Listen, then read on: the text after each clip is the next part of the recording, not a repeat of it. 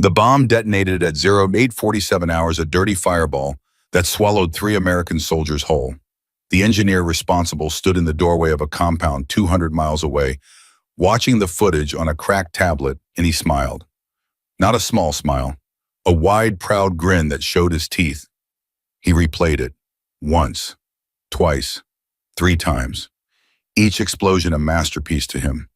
Each scream a symphony. His fingers moved across the screen like a conductor pausing at the moment of impact, savoring it. He turned to his assistant and said in Pashto, "Send this to the others. Show them what happens when they walk our mountains." And then he laughed, a wet, rasping sound that echoed off stone walls. 12 American families would receive folded flags because of him, and he celebrated like it was a wedding.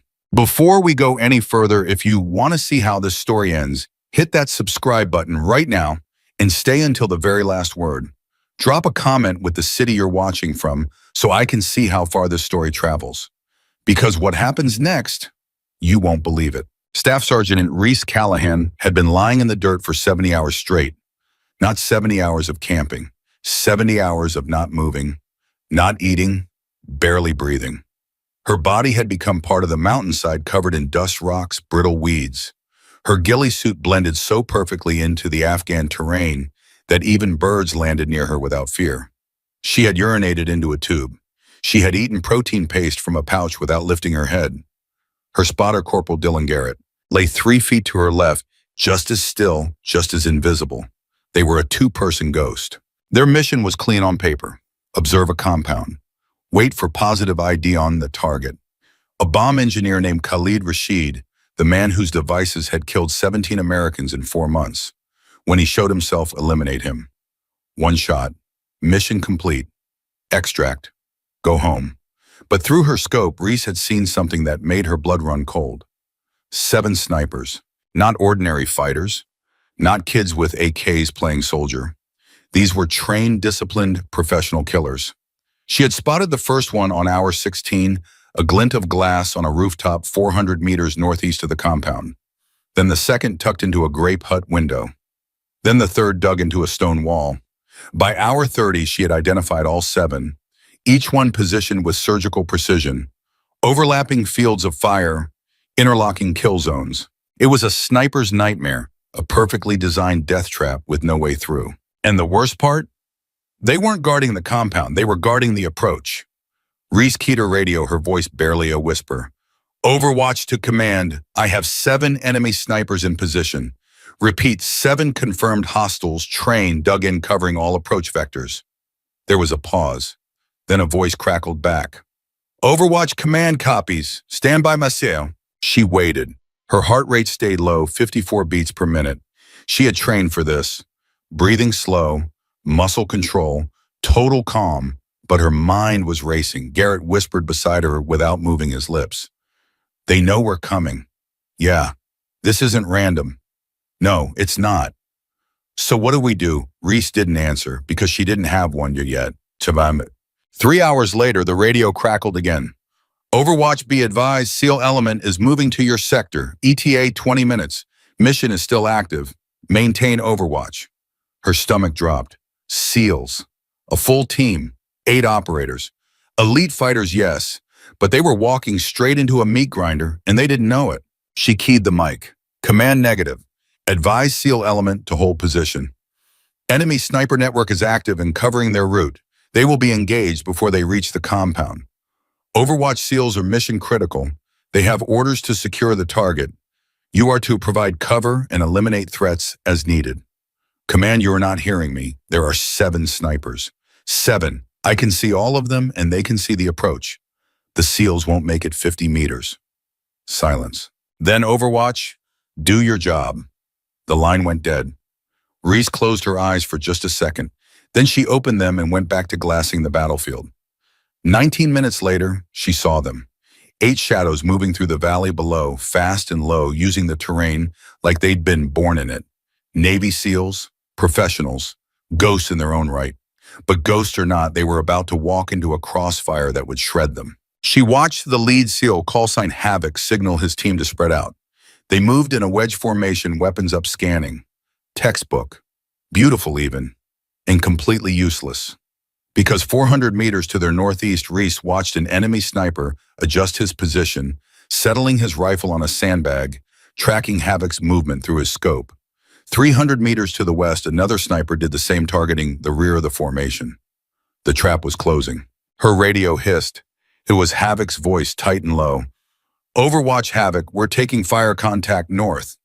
No shots had been fired yet, but he'd seen something. A reflection, a shadow, something. "Havoc, Overwatch. Stop movement now. You have multiple snipers zeroed on your position."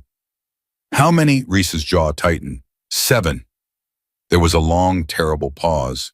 Then Havoc's voice came back, barely a whisper. "Overwatch. Too many. We can't advance. We're pinned."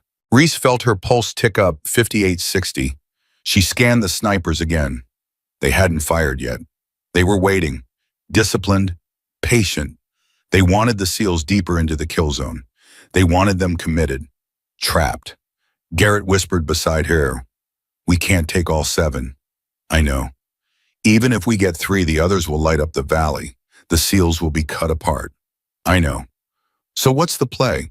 Reese stared through her scope. Her mind was moving at 1,000 miles an hour, calculating distances, wind speed, angles, timing. She had spent 70 hours watching these snipers. She knew their patterns. She knew when they shifted, when they blinked, when they breathed. She knew their blind spots. And then in the chaos of her thoughts, a plan formed. Insane, impossible. But it was there. She keyed the radio. "Havoc, Overwatch. Go." Her voice was calm, steady, cold. "Give me 12 minutes. I'll clear them all." Another pause. Longer this time. "Overwatch.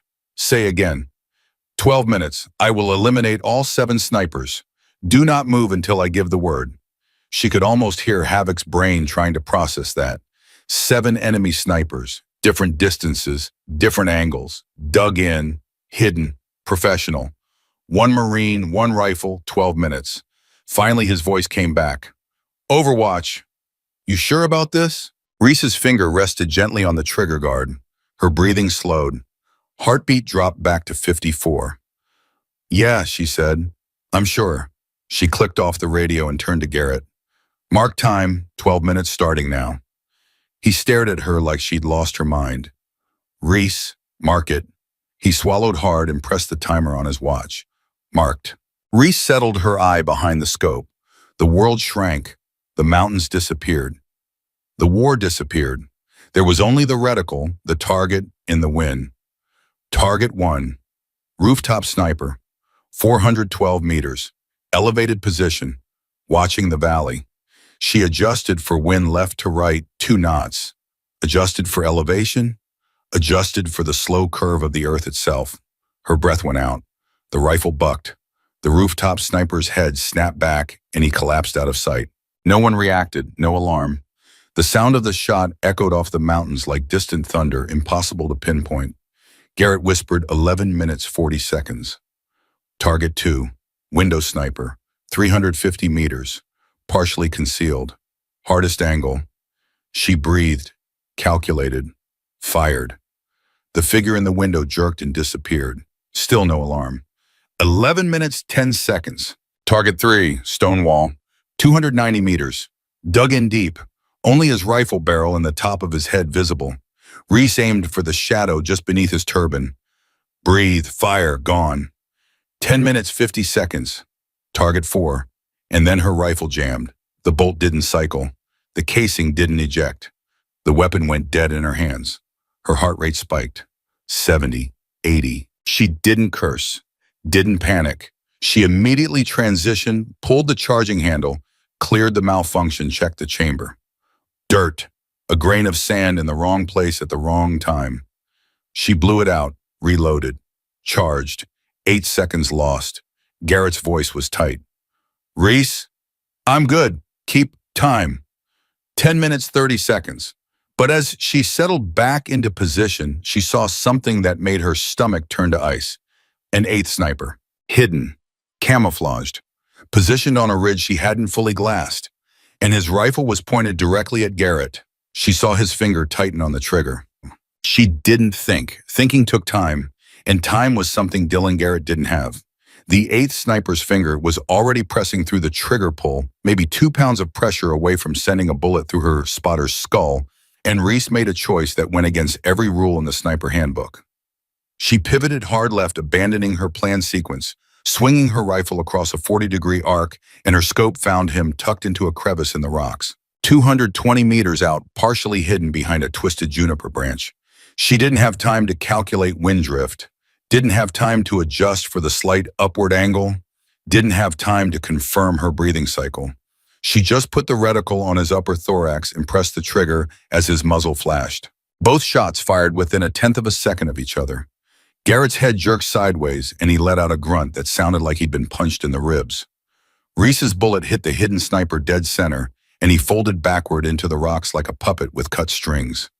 She didn't wait to confirm the kill.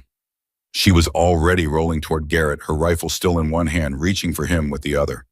"Dylan, talk to me." He was breathing, fast and shallow. His hand was pressed against the side of his head, and blood was running between his fingers.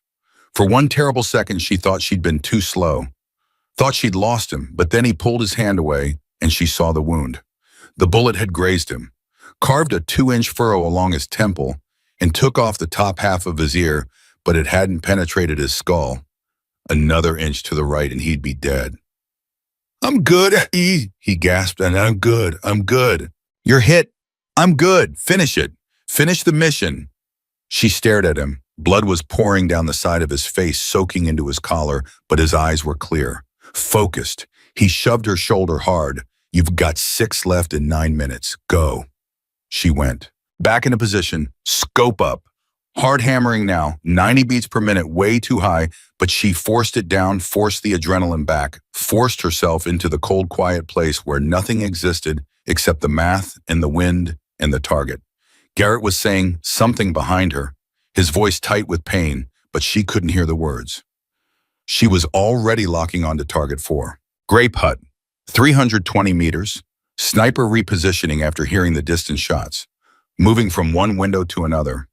Amateur move. Movement draws the eye. She led him by half a body length, squeezed. He stumbled and went down inside the hut out of sight. Garrett's voice cut through. 8 minutes, 20 seconds. Target 5. Dug into a depression on the hillside, 460 meters. Long shot. He was smart, hadn't moved, hadn't reacted, waiting to see where the threat was coming from. She could barely see him, just the curve of his shoulder and a sliver of his face behind the rifle stock. She aimed for the sliver. The rifle kicked. The sliver disappeared. 7 minutes 50. Target 6, rooftop different in building, 380 meters. He was moving now, scrambling, finally realizing his team was being picked apart by someone he couldn't see. He made it 4 steps before Reese's bullet caught him between the shoulder blades, and he dropped like a stone. 7 minutes 10.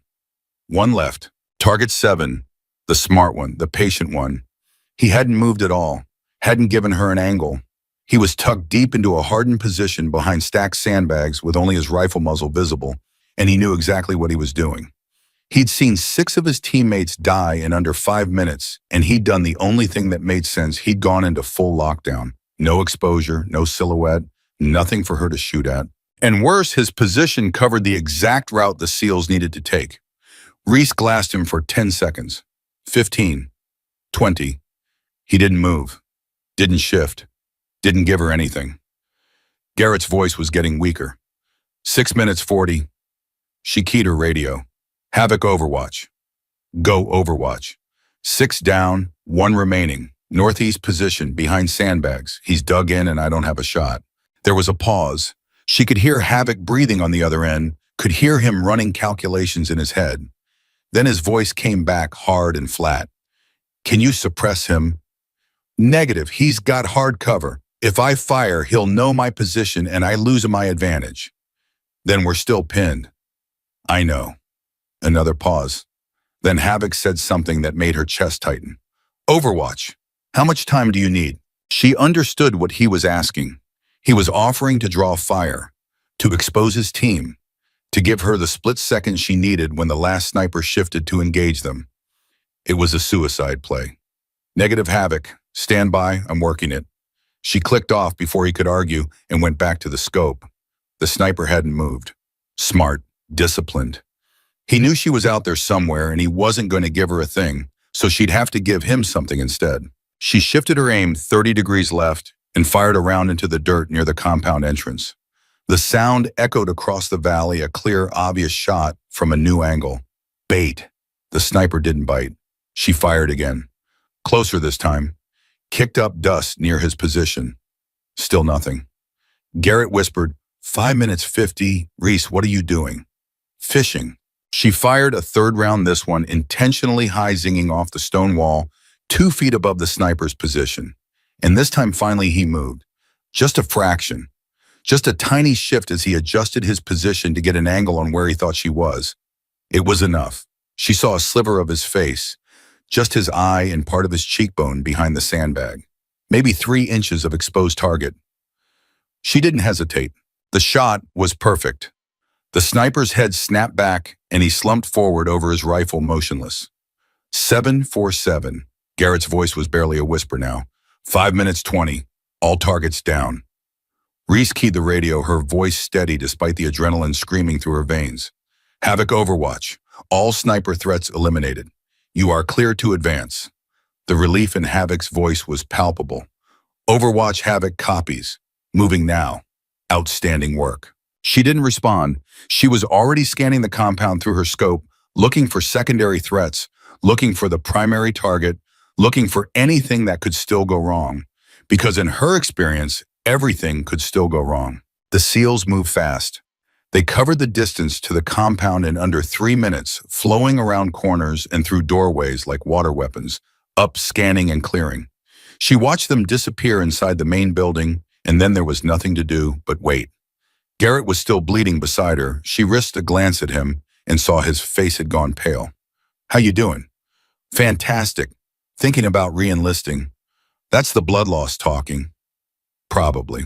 She pulled a pressure bandage from her kit and pressed it against the side of his head. He winced but didn't pull away.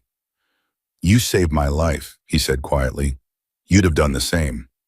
Maybe, but you broke the mission to do it. She didn't answer that because he was right. She'd abandoned the planned sequence, broken protocol, made a choice that could have cost the SEALs everything, and she'd do it again without hesitation. The radio crackled. Overwatch Havoc. Compound secure. No sign of primary target. Repeat, Khalid Rashid is not on site. Her stomach dropped. Say again, Havoc. Target is not here. Building is empty except for low-level fighters. We're searching for intel now. She closed her eyes. 70 hours, 7 sniper kills, Garrett bleeding beside her. And the whole reason they were here, the bomb maker, the engineer, the man responsible for 17 American deaths, wasn't even in the compound. It was a dry hole, but then Havoc's voice came back urgent. Overwatch, we've got documents here. Ledgers, photos. This is a coordination site. They're planning something big. How big? Awing. Multi-target, coordinated strikes. Looks like they're hitting 3 forward operating bases simultaneously within the next 48 hours. Reese's mind raced. 3 FOBs, hundreds of American soldiers. If those attacks went forward, the casualty count would be catastrophic. Havoc, can you stop it? Not from here. We need to find Rashid. He's the linchpin. Without him, the network falls apart. There was a pause. Overwatch, we're going to need more time to process this site. Can you maintain Overwatch? Affirmative, we're not going anywhere. But as she said it, she saw movement on the ridge to the east. Not SEALs, not friendlies. A group of fighters, maybe a dozen, moving toward the compound fast. They'd heard the shooting. They were coming to investigate. She keyed the mic. Havoc, you have got company. 12 hostiles approaching from the east. ETA, 4 minutes. Copy, we need at least 10 to get what we need here. You don't have 10? Then make us some time. The line went dead. Garrett looked at her, blood still running down his face. How are we supposed to hold off 12 fighters? She settled back behind her rifle, carefully. The fighters were moving in a loose formation, weapons ready, heads on swivels. They knew something was wrong. They'd seen the sniper positions go silent. They were cautious, smart. Reese waited until they were 300 meters out, then she fired. The lead fighter dropped. The others scattered immediately, diving for cover behind rocks and low walls. Professional response. These weren't kids, these were trained soldiers. She worked the bolt and fired again. Missed. The target had moved faster than she'd anticipated. She adjusted and fired a third time. Hit. The fighter went down, clutching his leg. 10 left. They started returning fire, but they didn't know where she was. Rounds snapped overhead and kicked up dirt 20 meters to her right. Wild shots. Guessing. She stayed calm and picked her targets. Another shot. Another hit. The fighter collapsed behind a boulder, 9 left. But now they were adapting, splitting up, flanking, using fire and movement. 2 of them were suppressing her general area while the others advanced by bounds. It was textbook infantry tactics, and it was working. Garrett grabbed his rifle with his good hand. I can shoot. You can barely see straight. I can see straight enough. He wasn't wrong. Even wounded, even bleeding, Dylan Garrett was one of the best shots in the battalion. She nodded and he settled in beside her, sighting through his scope with his one good eye. They worked together the way they'd trained. She called targets. He confirmed. They fired in sequence. 2 more fighters went down, 7 left. But the others were getting close now. 200 meters, 150. They were using the terrain perfectly, staying low, moving fast. And then one of them did something that made Reese's blood run cold. He pulled out a radio and started talking, calling for reinforcements. She shot him before he could finish the transmission, but the damage was done. Somewhere out there, more fighters had heard the call. They'd be coming, maybe 20, maybe 50. She keyed her mic. Havoc, how much longer? 3 minutes. You need to move faster. Working on it.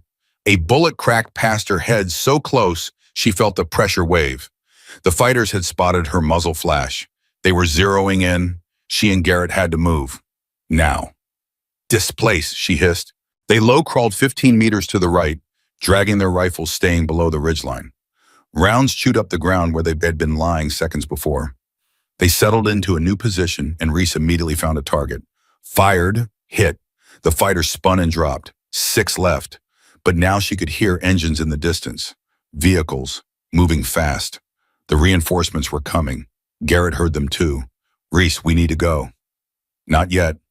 We're about to be overrun. I said not yet. She fired again. And again. Methodical, controlled, buying seconds, buying time. Each shot a message to the fighters below. Keep your heads down or die. 4 left. The radio crackled. Overwatch Havoc. We're moving. Exfil in 60 seconds. Copy. Get clear of the compound. We'll cover you. The SEALs came out fast.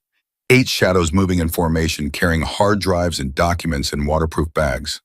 They headed south away from the approaching vehicles, using the terrain to mask their movement.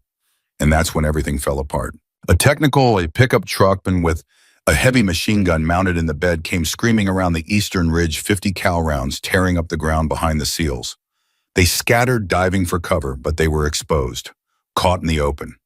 The gunner walked his fire toward them, tracers arcing through the twilight, and Reese knew if she didn't do something in the next 3 seconds, those 8 men were dead. She swung her rifle toward the technical. It was moving, bouncing over rough ground. The range was over 600 meters. The gunner was behind a steel shield. It was an impossible shot. She took it anyway.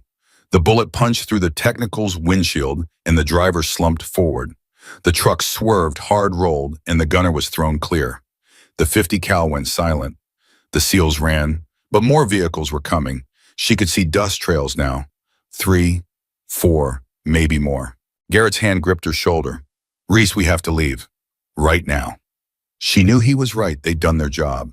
They'd cleared the snipers. They'd bought the SEALs time. They'd saved the mission. Staying longer wasn't brave, it was suicide.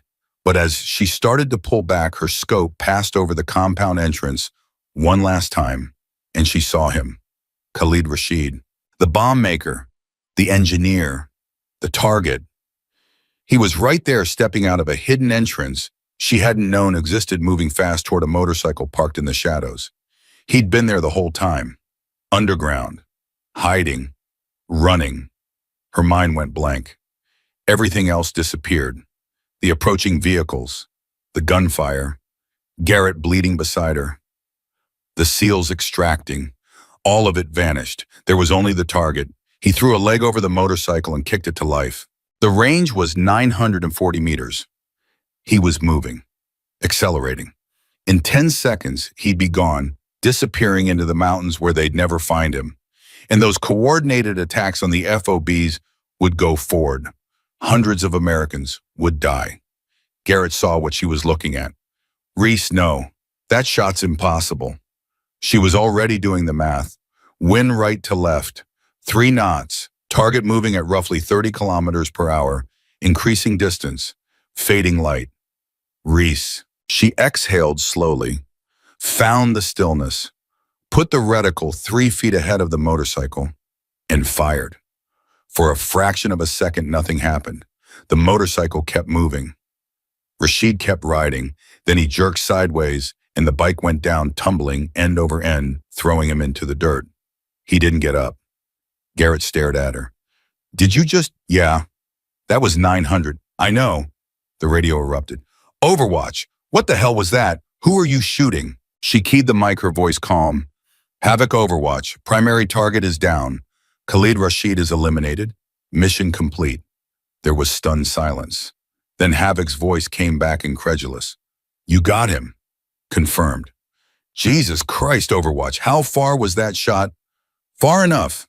But even as she said it, she knew they had a bigger problem. Because every fighter in the area had just watched that motorcycle go down. They knew exactly where the shot had come from. And now they were coming for her. The first vehicle crested the ridge 40 seconds later, and Reese knew immediately they were out of time. It wasn't just one truck anymore. It was 5. Maybe 6. Fighters were pouring out before the vehicles even stopped moving, spreading out in a coordinated sweep pattern that told her these weren't random militia. These were trained soldiers who knew exactly what they were doing. They were hunting her. Garrett was already grabbing their gear, stuffing everything into his pack with his good hand, while blood continued to drip from his ruined ear. We need to move right now. She fired one more round into the approaching line, saw a fighter drop, then rolled backward off the ridge. They scrambled down the reverse slope using every bit of cover they could find, moving fast, but not panicked. Panic got you killed. Training kept you alive. The radio crackled in her ear. Overwatch Havoc, what's your status? Compromised, multiple hostiles converging on our position. We're displacing west. Negative Overwatch. West puts you deeper into enemy territory. Exfil Bird is northeast 2 kilometers from your position. Northeast is where they're coming from. Then you need to go around them. We'll provide covering fire from our position. She almost laughed. They were 2 kilometers away in the opposite direction. Their covering fire would be useless. But she didn't say that. She just keyed the mic and said, copy, moving now. They ran. Not a straight line. That would get them killed. They moved in broken patterns, using the terrain staying low, changing direction every 30 seconds. Behind them, she could hear shouting in Pashto, the sound of engines revving, the crack of gunfire as the fighters shot at shadows. They hadn't pinpointed her yet, but they would soon. It was only a matter of time. Garrett stumbled and she caught him by the arm, keeping him upright. His face had gone gray. I'm slowing you down. Shut up and run. Reese, I'm serious. Leave me. Get to the exfil. She didn't even dignify that with a response. She just tightened her grip on his arm and pulled him forward. They crashed through a dry stream bed, scrambled up the far side, and dove behind a cluster of boulders just as a burst of automatic fire chewed up the ground where they'd been standing. Too close. They were too close. She risked a glance back and saw at least a dozen fighters moving through the valley below weapons, up coordinating by radio. They were executing a textbook sweep in clear. Professional, methodical, deadly. Garrett was breathing hard beside her, his hand pressed against the bandage on his head. How many you count? 12, maybe 15? Great odds. Could be worse. How? Could be 20. He let out a sound that might have been a laugh, or might have been a sob. It was hard to tell. She checked her ammunition. 4 rounds left in the magazine. 2 spare magazines in her pouch. 34 rounds total. Garrett had maybe 20. Against 15 fighters with automatic weapons and vehicles and reinforcements probably already on the way. The math wasn't good. Math wasn't. She keyed her radio. Havoc Overwatch. We're pinbound down. Grid November 74286. Multiple hostiles closing. Request immediate support. Static. Then Havoc's voice came back tense and clipped. Overwatch, be advised, we just lost comms with command. We're trying to get CAS on station, but the earliest window is 20 minutes. 20 minutes. She and Garrett wouldn't last 5. Copy, she said simply, because there was nothing else to say. She turned to Garrett. We need to thin them out. With what harsh language? With this. She pulled out her last fragmentation grenade. When they come through that stream bed, I'm going to drop this on their heads. Soon as it detonates, we move hard northeast. No stopping, no looking back. He nodded, checking his rifle with shaking hands. And if they don't come through the stream bed, then we improvise. They waited. 30 seconds. A minute. The voices were getting closer. She could hear individual words now. Orders being given. Positions being called out. They were coordinating a final push. Then she saw the first fighter enter the stream bed, weapon up, moving carefully. Another followed. Then 2 more. They were bunching up in the natural choke point exactly like she'd hoped. She pulled the pin, counted 2 seconds and threw. The grenade arced through the air and dropped perfectly into the middle of the stream bed. She didn't wait to see the explosion. She grabbed Garrett, and they were already running when the blast wave hit a concussive thump that rattled her teeth and sent rocks flying. Screams erupted behind them. Confusion. Chaos. They ran straight into it. Not away from the explosion, toward it. Because the last thing the surviving fighters would expect was for 2 Americans to charge directly at them through the smoke and dust. She fired as she moved, not aimed shots, just suppressing fire to keep heads down. Garrett was right beside her, limping badly now, but still moving, still fighting. They broke through this kill zone and kept running. Behind them, the shouting intensified. Someone was organizing a pursuit. They had maybe a 30-second head start. She used it. They hit a narrow goat path that switched back up a steep ridge, and she pushed Garrett ahead of her, covering their 6 with her rifle. A fighter appeared at the base of the path, and she fired without thinking. He went down. Another appeared, and she fired again. The rifle clicked empty. She dropped the spent magazine, reloaded, and kept moving. The path got steeper. Garrett was struggling now, his breathing ragged, his legs barely holding him up. She got behind him and pushed physically, shoving him up the slope. Come on, Dylan. Come on. Almost there. Almost where? Good question. She didn't have an answer. They were just moving, just surviving, 1 second at a time. They crested the ridge and she saw something that made her heart sink. More vehicles. 2 trucks racing across the valley from the west, cutting off their escape route. They were being boxed in, surrounded. Garrett saw them too.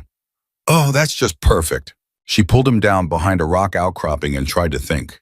They couldn't go back, couldn't go forward. East was a sheer cliff. West was where the fighters were coming from. They were trapped on a ridgeline with maybe 2 minutes before they were overrun. The radio crackled. Overwatch, Havoc. We've got you on thermals. You're surrounded. Do you have a defensive position? Negative. We're on a ridgeline with no cover. There was a long pause, then Havoc's voice came back quieter.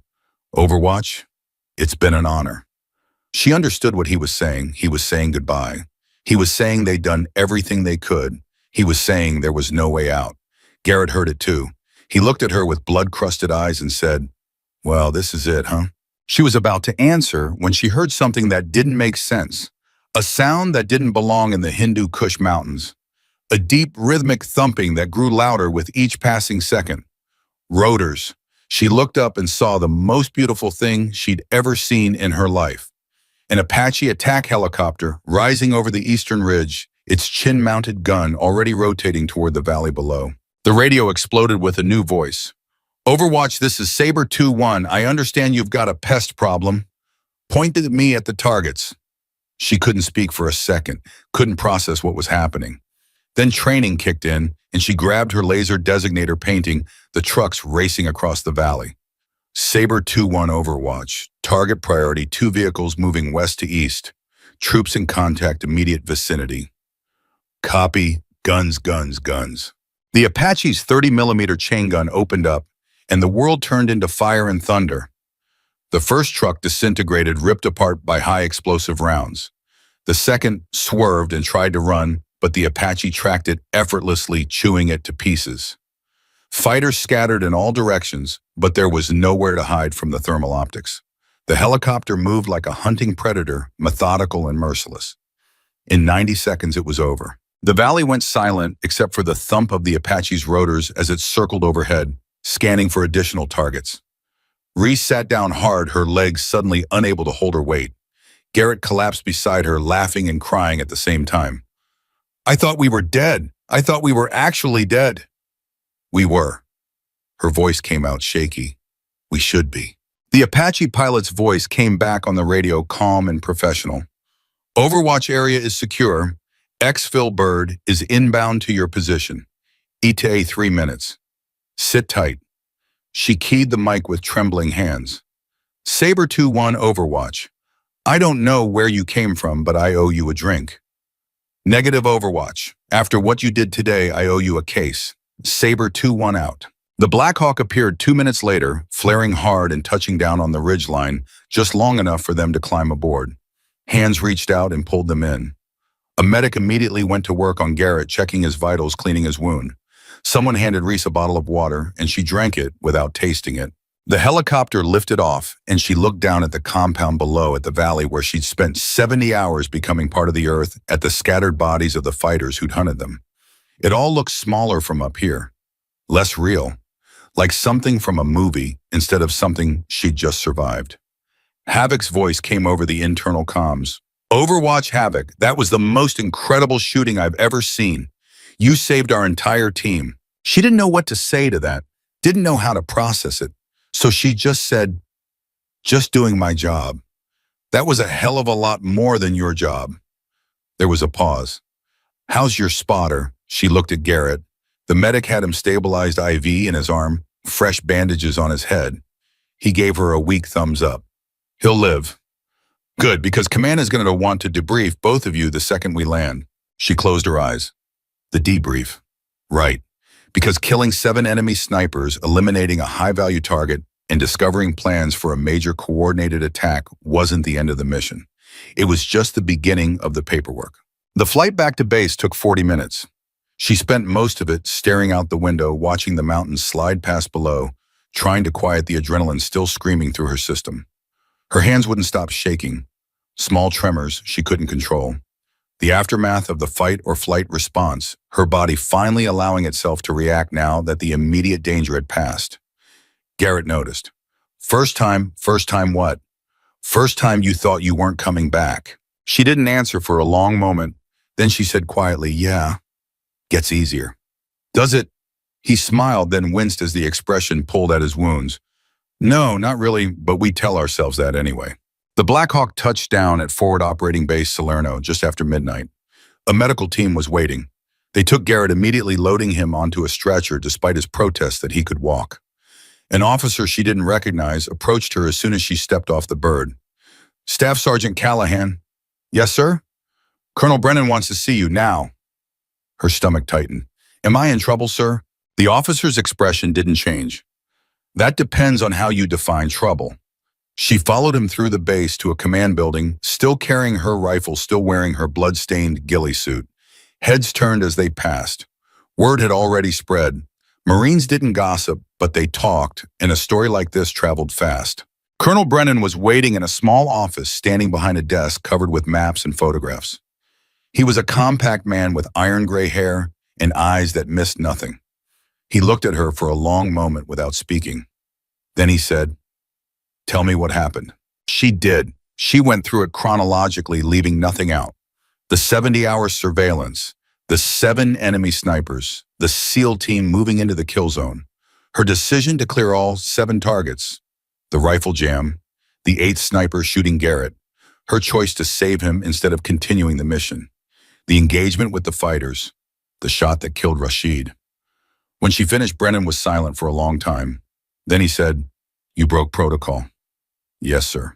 "You made tactical decisions without authorization." "Yes, sir." "You engaged targets outside your assigned mission parameters." "Yes, sir." "And you exposed your position to save your spotter, potentially compromising the entire operation." She met his eyes. "Yes, sir." Brennan picked up a piece of paper from his desk. "The SEAL team commander has submitted a formal commendation. He credits you with saving 8 American lives." The intelligence they recovered from that compound has already prevented 3 major attacks. Early estimates suggest your actions saved somewhere between 200 and 300 American soldiers who would have been killed in those coordinated strikes. He paused. The bomb maker you eliminated, Khalid Rashid, was the most wanted insurgent in this sector. We've been hunting him for 7 months. You killed him with a single shot from almost 1,000 meters while he was moving on a motorcycle in failing light. Another pause. Your spotter, Corporal Garrett, will make a full recovery. He's already telling everyone who'll listen that you're the best shot in the Marine Corps. Brennan set down the paper and looked at her directly. You also violated standing orders. You made unauthorized tactical decisions. You endangered yourself and your teammate, and you took a shot on a high-value target without clearance. Her throat was tight. Yes, sir.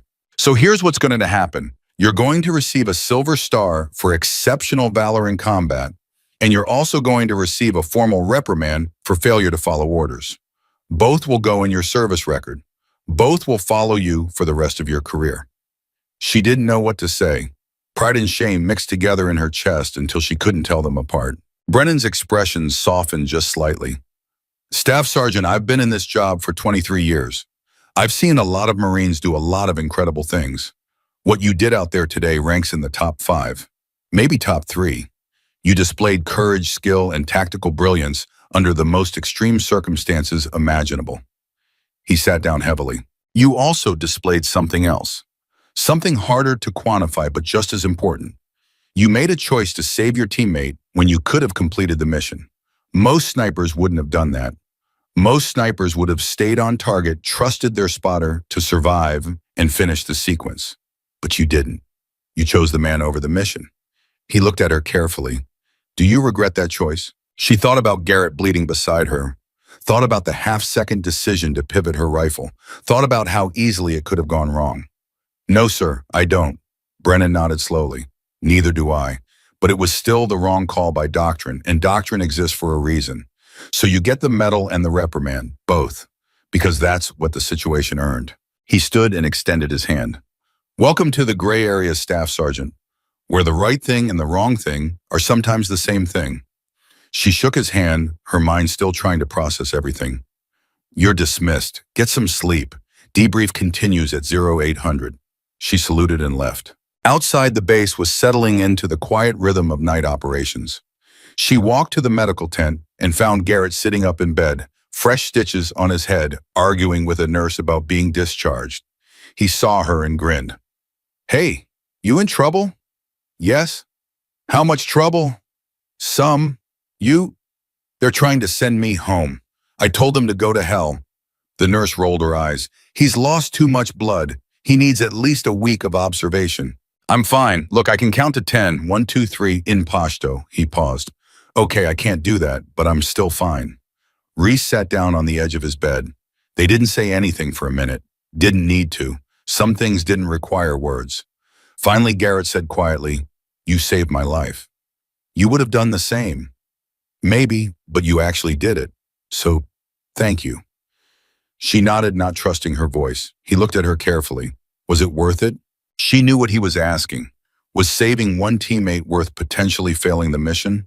Worth the reprimand? Worth everything that came with that choice? She thought about the SEALs walking into that valley, about the coordinated attacks that had been stopped, about Khalid Rashid lying dead in the dirt, and she thought about Dylan Garrett sitting here alive. Yeah, she said finally, it was worth it. He smiled and closed his eyes, exhausted. Within seconds, he was asleep. She sat there for a while longer, watching him breathe, thinking about choices and consequences in the impossible mathematics of war. Then she stood and walked out into the Afghan night, carrying the weight of what she'd done and knowing she'd carry it forever. She didn't sleep that night. Couldn't. Every time she closed her eyes, she saw the 8th sniper's muzzle flash, saw Garrett's head jerk sideways, saw the blood. Her hand still had a faint tremor she couldn't control. At 0300, she gave up trying and went to the range instead, the only place on base that made sense to her anymore. The night guard looked surprised to see her. Ma'am, range is closed until 0600. I know. I just need to clean my weapon. He saw the look on her face and stepped aside. Take your time, Staff Sergeant. She sat at a bench under a single flickering bulb and field stripped, her rifle laying out each component with mechanical precision. Bolt, firing pin, trigger assembly. She'd done this 1,000 times, but tonight her fingers fumbled. Clumsy, uncoordinated. The tremor was getting worse. She tried to reassemble the bolt and dropped it. The metal piece clattered across the concrete floor, and she stared at it, feeling something crack inside her chest. Her hands were shaking so badly now she couldn't make them stop. She pressed them flat against the bench and closed her eyes, breathing slowly, trying to find the calm center she'd lived in for 70 hours. It wasn't there anymore. A voice spoke behind her. First time's always the hardest. She turned and saw a gunnery sergeant she didn't recognize, older, maybe 50, with the weathered face of someone who'd seen multiple deployments. He walked over and picked up the bolt, handing it to her. "I'm fine," she said. "Sure you are. That's why you're shaking like a leaf at 3 in the morning. He sat down across from her. "Mind if I tell you something?" She didn't answer, but he took it as permission anyway. 20 years ago, I was in Fallujah, house-to-house fighting. One of my Marines, kid named Torres, got hit by a sniper. Took a round through the neck. I watched him bleed out in my arms, and there wasn't a damn thing I could do about it. He paused. That night, I came out here just like you. Sat at this same bench, couldn't stop shaking. Couldn't put my weapon back together. Thought I was broken. What happened? My platoon sergeant found me, sat me down, told me something I've never forgotten. He looked at her directly. He said the shaking isn't weakness. It's proof you're still human. The day you stop shaking after taking a life or watching someone die, that's the day you need to worry. She stared at her hands. How long does it last? The shaking, few hours, few days sometimes. He stood up. But the weight that's permanent, you just learn to carry it better. He left her alone after that. She sat there for another hour, slowly reassembling her rifle, letting her hands remember the patterns, letting the familiar motions calm her nervous system. By the time she finished, the tremor had faded to something manageable. The debrief at 0800 was brutal. 3 intelligence officers, 2 from the CIA, all of them wanting every detail of what she'd seen during those 70 hours. They made her go through it chronologically, then backward, then by topic. How many fighters had she observed? What weapons, what vehicles, what routines? Had she seen any other high-value targets? Had Rashid met with anyone, spoken to anyone? She answered everything mechanically, her mind somewhere else, until one of the CIA officers asked a question that made her focus. Staff Sergeant, in your observation, how many fighters were stationed at that compound on a regular basis? 15 to 20, rotating shifts. And how many responded when the SEAL team was discovered? She thought back. 50, maybe 60. Exactly, which means they had a quick reaction force staged nearby, very nearby. They were expecting an attack. The other CIA officer leaned forward. We think there's a leak, someone with access to operational planning. That compound should have been a soft target. Instead, it was fortified and they had reinforcements ready to go. The only reason the mission succeeded is because you eliminated their sniper network before they could coordinate a defense. The first officer pulled out a photograph and slid it across the table. It showed a man in his 40s, clean-shaven, wearing traditional Afghan clothing, but with expensive sunglasses and a satellite phone. This man was seen leaving the compound 3 hours before the SEAL team arrived. We believe he's the courier, the one who warned them. Reese studied the photo. Something about it triggered a memory. I saw him. All 3 officers went still. When? Day 2 of my observation. He arrived at the compound in a white Toyota, stayed maybe 20 minutes, then left heading southeast. Did you get a vehicle registration? No, but I can tell you he was carrying a leather satchel, brown weathered, and he limped slightly on his left leg. The officers exchanged glances. One of them made a note. That matches our intelligence. His name is Tariq Massoud, former Afghan National Army. We've suspected him of working with insurgents for months, but we've never been able to prove it. Can you find him? We're working on it, but he's smart, moves constantly, never stays in one place more than a few hours. The officer looked at her carefully. If we locate him, would you be willing to provide positive identification? Yes. Even if it meant going back out there? She didn't hesitate. Yes. The debrief ended 2 hours later. She walked out exhausted, every muscle in her body aching, and nearly collided with Havoc in the hallway. The SEAL operator looked different in daylight, younger than she'd expected, maybe 30, with sharp blue eyes and a confidence that bordered on arrogance. Staff Sergeant Callahan, been looking for you. Sir. Drop the sir. I'm not an officer. He extended his hand. I wanted to thank you personally. What you did yesterday, I've never seen anything like it. She shook his hand, uncomfortable with the praise. Just doing my job. Bullshit. You went way beyond your job. You saved my entire team. He paused. I heard about the reprimand. That's garbage. You made the right call every single time. The Marine Corps doesn't always agree with right calls. Yeah, well, the Marine Corps isn't always right. He pulled a small object from his pocket, a challenge coin with the SEAL trident on one side. This is from my team, all of us. We want you to have it. She took it, surprised by the weight of it. I don't know what to say. Don't say anything. Just know that 8 men went home to their families because of you. That's worth more than any medal or reprimand. He started to leave, then turned back. One more thing. If you ever need anything, and I mean anything, you call me. Day or night. You've got brothers in the teams now. He walked away before she could respond. She stood there holding the coin, feeling the weight of it, the meaning of it, and for the first time since the mission ended, she felt something other than exhaustion. She felt proud. The next 3 days blurred together. Medical evaluations, psych evaluations, more debriefs. She saw Garrett twice, both times in the medical tent, where they were still keeping him for observation despite his loud protests. He looked better each time, color returning to his face, the spark coming back to his eyes. On the 4th day, Colonel Brennan called her back to his office. Staff Sergeant, sit.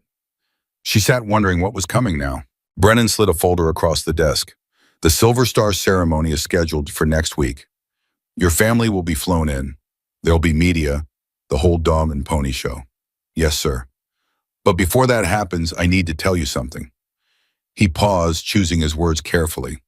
The CIA found Tariq Massoud, the courier, the leak. Her pulse quickened. Where? A village 40 kilometers north of here. They've been watching him for 2 days, building a pattern of life profile. They're planning to take him tomorrow night. He looked at her directly. They want you on the mission. They need someone who can positively identify him before they move in. I'll do it. You don't have to. You've already done more than enough. I said I'll do it. Brennan nodded slowly.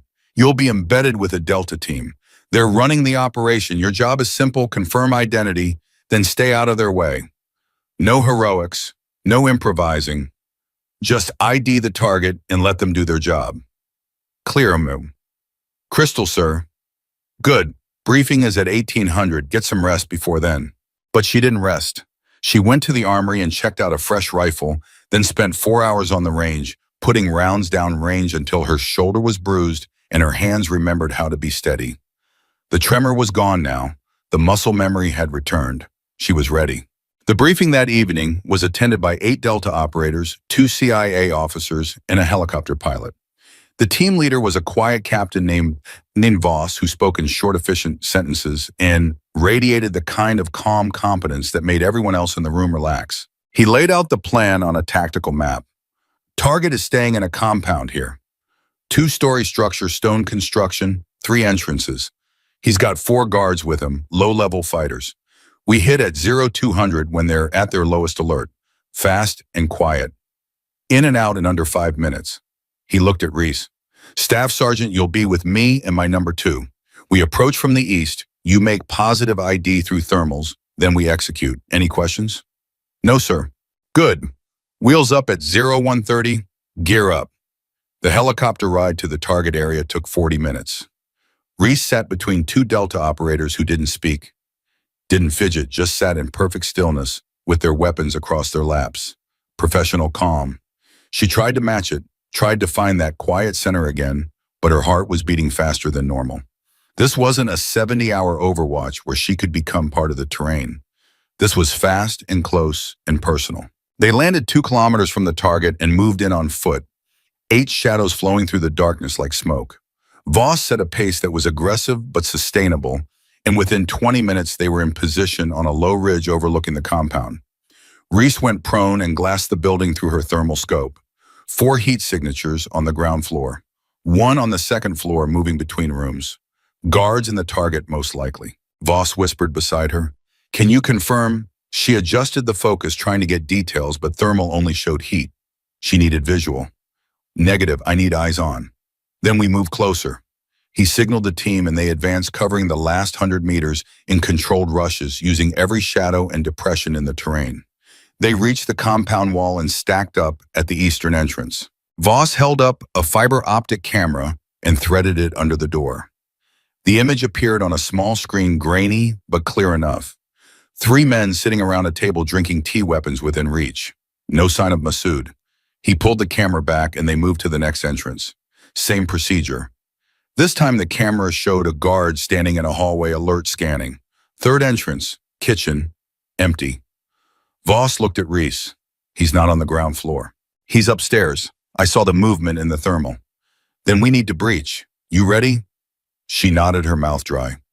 Stay behind me. When we clear the second floor, you ID him. Fast. We don't have time to linger. He signaled the team. Breacher moved to the door with a small charge. Placed it. Stepped back. Voss held up 3 fingers. 2, 1. The charge detonated with a sharp crack and the door blew inward. The team flowed through like water weapons, up, moving with practiced precision. Reese stayed close to Voss, her heart hammering now, adrenaline singing in her veins. Shouts in Pashto. A guard appeared in the hallway, and one of the operators dropped him with a suppressed double tap. No hesitation, no mercy. They moved through the ground floor in seconds, clearing rooms, neutralizing threats. Stairs. Voss took them 2 at a time with Reese right behind him. At the top, a hallway with 3 doors. He signaled left, center, right, and the team split up. Reese went with Voss to the center door. He kicked it open and swept inside, rifle up. The room was empty, just a prayer mat and some books. A burst of gunfire erupted from the right door. One of the operators returned fire. Someone screamed. Voss crossed the hallway and Reese followed. The right room was a bedroom. 2 bodies on the floor guards. And standing in the corner with his hands up, eyes wide with fear, was Tariq Masood. She recognized him immediately. Same face from the photo, same limp, same expensive sunglasses hanging from his collar. Confirmed, she said, that's him. Voss moved forward and zip-tied Masood's hands behind his back. The courier was babbling in Pashto, pleading, offering money, offering information, offering anything. We're leaving, Voss said to his team. 90 seconds. They moved back downstairs, Masood stumbling between 2 operators, out through the breached door, across the compound, into the darkness.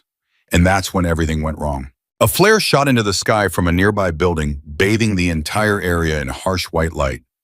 Machine gun fire erupted from 3 directions simultaneously. Someone had been watching, waiting. It was an ambush. The team scattered, returning fire, moving to cover. Reese dove behind a stone wall as bullets chewed up the ground where she'd been standing. She brought her rifle up and started acquiring targets, firing controlled pairs, dropping fighters as they appeared. Voss was shouting into his radio. Brutus 6, this is Brutus 1. We are under heavy contact, need immediate exfil. The pilot's voice came back tense.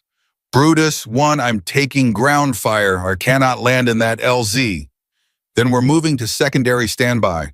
They fought their way east, dragging Masood with them, laying down, suppressing fire, moving by bounds.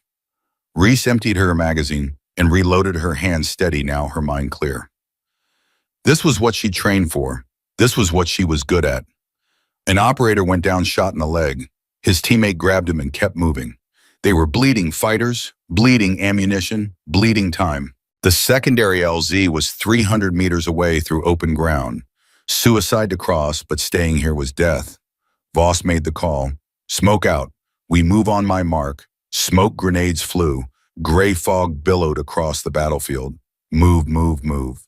They ran. Reese fired as she moved, not aimed shots, just keeping heads down, buying seconds. She could hear the helicopter, now rotors beating the air, coming in hot and low. 50 meters from the LZ, 40, 30. Masood stumbled and fell. The operator carrying him tried to lift him, but took a round to the shoulder and went down. Reese grabbed the courier and hauled him to his feet, half dragging him toward the helicopter. 20 meters. 10. The Black Hawk flared and touched down door gunners, laying down withering fire. Hands reached out and pulled operators aboard. Reese shoved Masood inside and climbed in after him. Voss was last. He turned and fired one final burst, then jumped. The helicopter was already lifting as he hit the deck. They were airborne. They were clear. They were alive. Voss keyed his radio.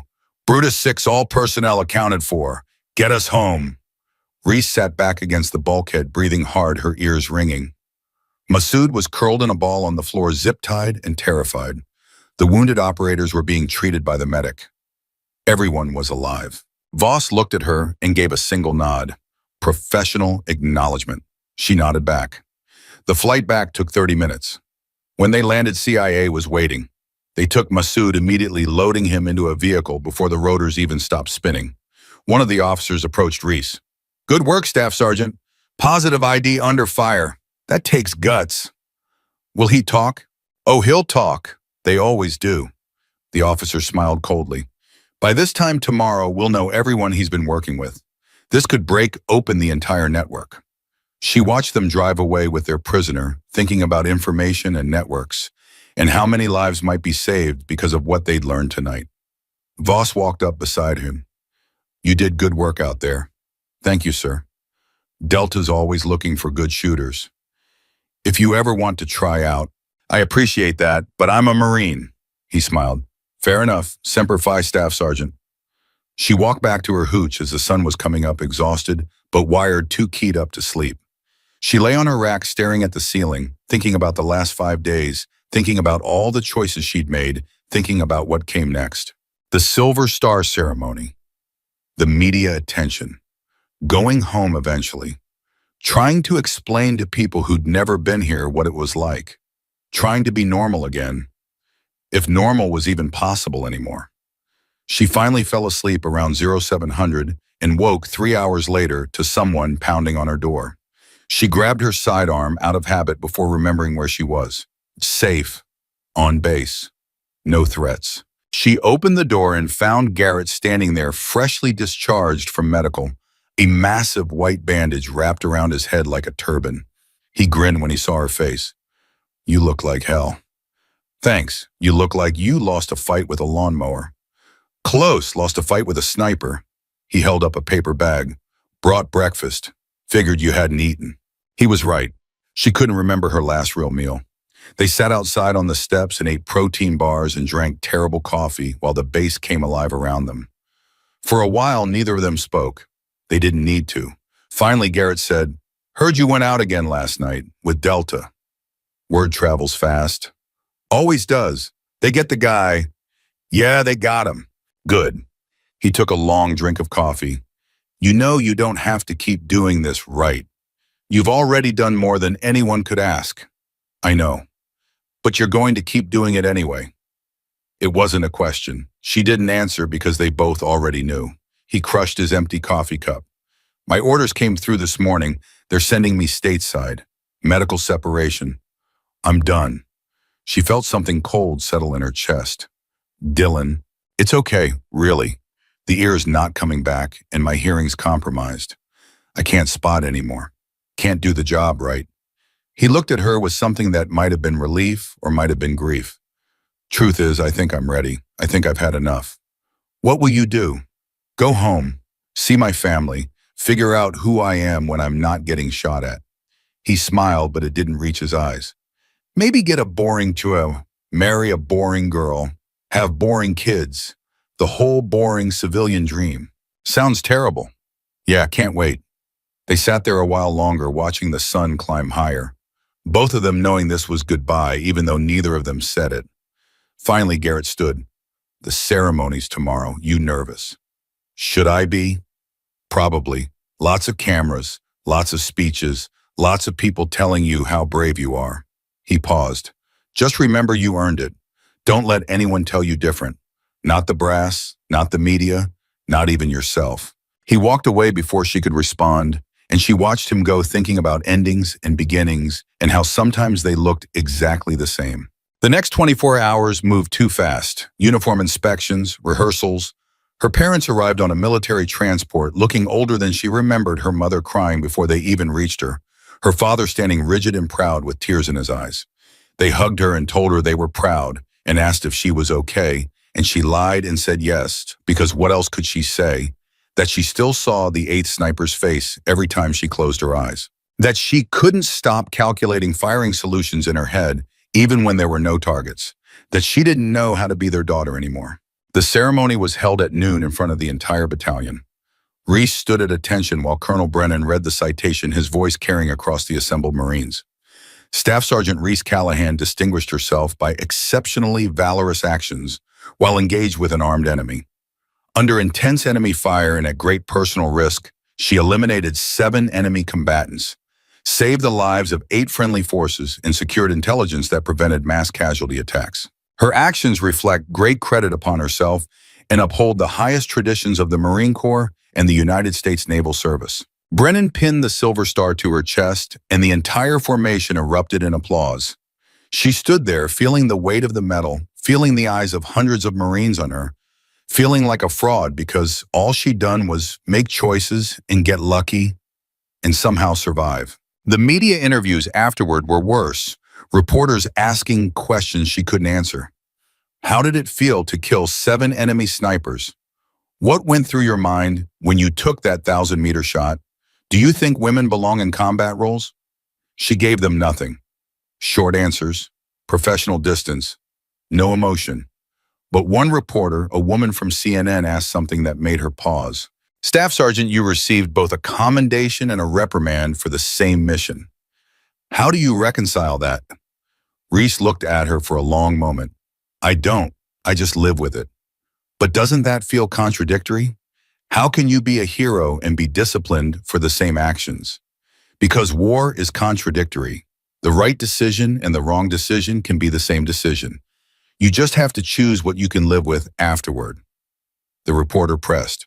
So you have no regrets. She thought about Garrett bleeding beside her, about the choice to save him instead of staying on mission, about everything that followed. I didn't say that. I said I can live with it. Those are different things. The interview ended shortly after. Her parents took her to dinner at the base chow hall, the only restaurant for 100 miles, and they tried to have a normal conversation about normal things. Her mother talked about the garden. Her father talked about fixing the truck. She nodded and smiled and felt like she was watching them through a scope from 1,000 meters away. That night, she couldn't sleep again. She walked the perimeter of the base past guard posts and motor pools and sleeping barracks, trying to wear herself out, trying to quiet her mind. She ended up at the memorial wall where they listed the names of Marines killed in action. 73 names from this battalion alone. 17 of them killed by Khalid Rashid's bombs. She traced her fingers over the engraved letters, thinking about the ones who didn't make it home, thinking about how thin the line was between her name being on this wall and her standing here reading it. A voice spoke behind her. Can't sleep either. She turned and saw one of the SEAL operators from Havoc's team, a younger guy she didn't know. He had a cigarette in his hand, even though smoking wasn't allowed on base. No. Yeah, me neither. He took a drag. Saw your ceremony today. Hell of a thing. Thanks. You know what Havoc said about you? He didn't wait for her to answer. He said you're the kind of Marine who makes the rest of us look bad. Said you did in 12 minutes what most snipers couldn't do in 12 days. He's exaggerating. I don't think he is. The SEAL stubbed out his cigarette. My girl back home asked me what I did over Tian. I told her I couldn't really explain it. How do you explain it to them? The people who weren't here. You don't. You just smile and change the subject. Yeah, that's what I figured. He started to walk away, then stopped. For what it's worth, I'm glad you were out there watching over us. Made me feel safer knowing someone that good had our backs. He left, and she stood alone, with the names, thinking about being good at something terrible, thinking about how strange it was to be praised for killing people, even when those people needed killing. Her deployment ended 6 weeks later. By then, the intelligence from Massoud had led to 17 arrests, 4 weapons caches discovered, and 2 major attack networks disrupted. The CIA estimated her actions, both the sniper mission and the courier capture, had saved over 300 American lives. 300 people who would go home, 300 families who wouldn't get folded flags, and 7 enemy snipers who would never kill again, plus Khalid Rashid, plus the fighters she dropped during the extraction. The math should have felt clean, more saved than killed. Net positive, victory. but it didn't feel like anything except heavy. The flight home took 36 hours with stops in Kuwait and Germany. She slept most of it, dreamless sleep, exhausted in a way that went beyond physical. When they landed at Camp Pendleton, the entire battalion was met by families, by banners, by cheering crowds. She saw Garrett in the terminal with his parents, his head still bandaged, and they exchanged a nod across the crowd.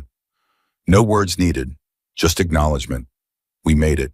We survived. Her parents drove her home to a small town in Montana where nothing had changed and everything felt alien. Her childhood bedroom looked like a museum exhibit, her high school trophies gathering dust, her old life preserved in amber. She lasted 3 days before she couldn't take it anymore. Her mother found her sitting on the back porch at 2 in the morning, staring at the darkness. "Honey, what's wrong?" "Nothing, just can't sleep." "You haven't slept since you got home." "I'm fine, Mom." Her mother sat down beside her. "No, you're not, and that's okay. You don't have to be fine." Reese felt something crack in her chest. "I don't know how to do this, how to be here, how to be normal." "Then don't be normal. Be you, whatever that means now." "I don't even know what that means." Her mother took her hand. "Then I guess you'll have to figure it out. But you don't have to figure it out alone." They sat there together in the darkness, not talking, just being. And for the first time since coming home, Reese felt something that wasn't exhaustion or numbness or distance. She felt like maybe eventually she might be okay. The Marine Corps offered her a new assignment 6 months later. Instructor position at Scout Sniper School, teaching the next generation, passing on what she'd learned. She almost said no, almost walked away completely. But then she thought about Garrett and the gunnery sergeant at the range and all the people who'd helped her carry the weight. She said yes. The first day of her first class, she stood in front of 24 students, all of them looking at her with a mixture of curiosity and skepticism. A female sniper instructor was still rare, a Silver Star recipient even rarer. They didn't know what to expect. She didn't give them a speech, didn't talk about her mission or her medal or anything that happened in Afghanistan. She just said, "Sniping is about making impossible shots under impossible conditions. But more than that, it's about making impossible choices. And sometimes the hardest target isn't the one in your scope. It's the decision you make when everything is falling apart and there's no good answer." One student raised his hand. "Staff Sergeant, how do you know you're making the right choice?" "You don't, not in the moment. You just make the choice you can live with and hope it's enough." "And what if it's not?" She thought about that for a long time. "Then you carry it anyway, because that's the job." Over the next 3 years, she trained 216 students.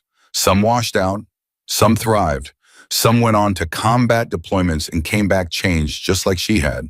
She saw it in their eyes, the weight, the distance, the permanent alteration of who they were, and she taught them the same thing her mentor had taught her. There is no perfect decision in war, only the choice you can live with. One afternoon, a former student came back to visit. He'd just returned from Iraq where he'd made a shot that saved his entire squad. He wanted to thank her for the training, wanted to tell her it worked, wanted her to know he'd remembered what she taught him. "What did you remember?" she asked. "That skill matters, but character matters more. That technology fails, but instinct endures. That the hardest battles aren't against enemies." He paused. "They're against yourself, against your own choices." She felt pride swell in her chest. "You learned well." "I had a good teacher." He hesitated. "Can I ask you something? That mission in Afghanistan, the one everyone talks about, do you ever regret it, any of it?" She'd been asked that question 100 times by reporters, by officers, by other Marines.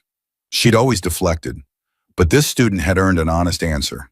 "Every day," she said quietly, "I regret that it had to happen at all, that those men had to die, that Garrett had got shot, that I had to make those choices. But would I do it differently? No, because those were the choices I could live with, and I'm still living with them. Does it get easier? No, you just get stronger." He nodded and left, and she went back to teaching, went back to passing on the knowledge, went back to preparing young Marines for the impossible choices they'd face. Years passed. She was promoted to gunnery sergeant, then master sergeant. Her hair started showing gray. Her hands developed the calluses and scars of a career spent on rifle ranges. The nightmares faded but never disappeared completely. Some nights she still woke up seeing the 8 snipers' muzzle flash, still calculated that pivot shot, still heard Garrett grunt as the bullet grazed him. But she also heard his laugh, saw the SEAL team make it out alive, remembered the 300 lives saved. The weight was still there, would always be there, but she'd learned to carry it.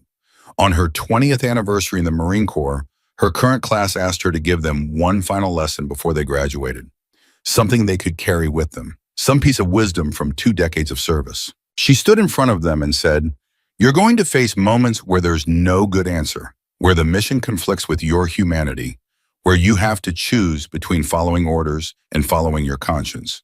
When that moment comes, and it will come, you need to ask yourself one question." She paused. What kind of person do you want to be when it's over? Not what kind of Marine, not what kind of warrior, what kind of person? Because the uniform comes off eventually. The rank goes away, the medals get put in a box. But the person you are, the choices you make, those stay with you forever.